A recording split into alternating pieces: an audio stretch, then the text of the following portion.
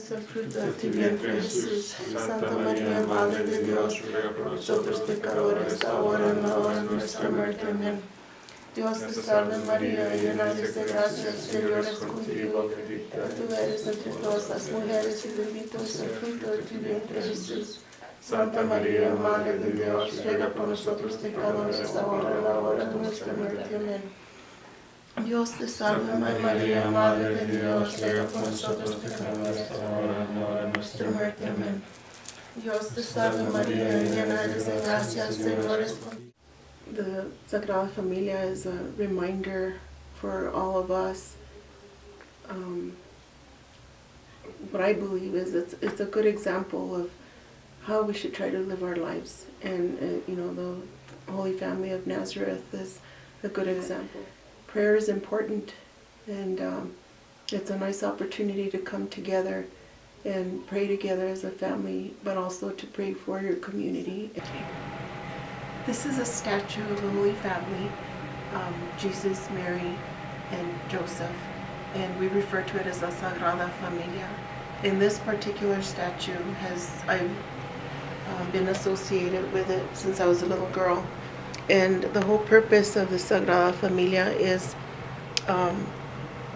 there's a membership to the Sagrada Familia, and there's 30 members, a member for each day of the month. And this Holy Family will circulate in the community to a family every night. Kind of just the way it would go throughout the year is we'd receive it once a month, and like say Christmas time, it would always be set up somewhat close to our Christmas tree. We'd always pray the rosary with the lights off, and it was kind of a way to get ready for Christmas in that aspect, because we could see the Christmas tree with the lights, and it's kind of festive. And then later on in the year, like for Lent, it's always just a bit more somber, and there's a good way of contemplation of just kind of the way the liturgical season goes throughout the year. We have the Sons of the Holy Family as the religious order, as priests in Chimayo and Santa Cruz. Their whole order was founded on the idea of the Holy Family and devotion towards it. So there's a very strong their presence is very strong in Espinola Valley.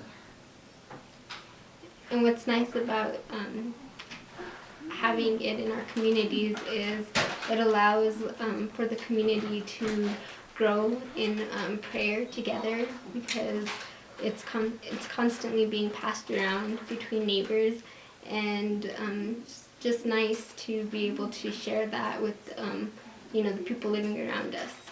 Sagrada Familia in our parish, usually there are a few that are circulating in the different communities and neighborhoods that belong to the parish that will have families that will also pass it around. Usually it's the 30-day cycle for 1 day per month, and then it starts up again. And I think it does help. It is a good sense of community, knowing that that is out there, and a tradition that is definitely worth keeping and to keep going as we try and move it on to our sons and our grandkids, and hopefully that it will continue, because our Hispanic traditions are dying, and I think this one is an important one to hang on to. This Sagrada Familia is the same one that we had when I was little, and I remember as a family coming together in our living room, and we'd all kneel and pray the rosary together. And I was as young as elementary, and it's very special to me because it's interesting, because I look at when I was young, I vividly remember praying and asking God to help me to be a good daughter, and to follow the 10 Commandments, and to give me strength in school, help with what I needed. And then when I became a mother, I would pray to the Blessed Virgin Mary and ask her all the time to help me and guide me in being the kind of mother that she needed me to be, so that I could raise my little boys to become strong men of God. And now as a grandmother, it's very special. I mean, I look back, and it's interesting just that this Sagrada Familia is still in the community, and now I have the opportunity to to share with my own grandchildren this tradition. And now as a grandmother, I pray and I ask God to help me and my husband that we can be a good example to our children and grandchildren. And we just, try to keep the tradition and praying together as a family, because I really do believe in the saying, the family that prays together stays together. And these days, as busy as life is, it seems like it's gotten busier and more complicated. It's nice that you can just stop for that couple of hours of family time where TV stops, the games stop, and we pray and we spend time together as a family. I think it's just a special tradition. For whatever reason, the times that we don't get the Holy Family, I miss it. It's like there's a part of our family that's missing, that hasn't come.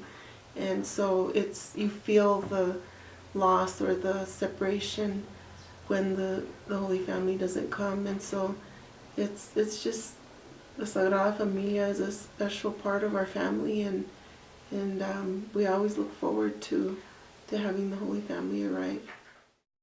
I hope when our kids get older and they have families of their own, that they continue the tradition of the Sagrada Familia, because it's a beautiful thing that we share in our community, and it's something that I feel each family should participate in, because as a family, the Sagrada Familia is the perfect example for what a family should strive to be, and it does bring a lot of grace and peace in our family. So it'd be nice for our kids to continue that and spread, that grace and prayer in their family with our grandkids.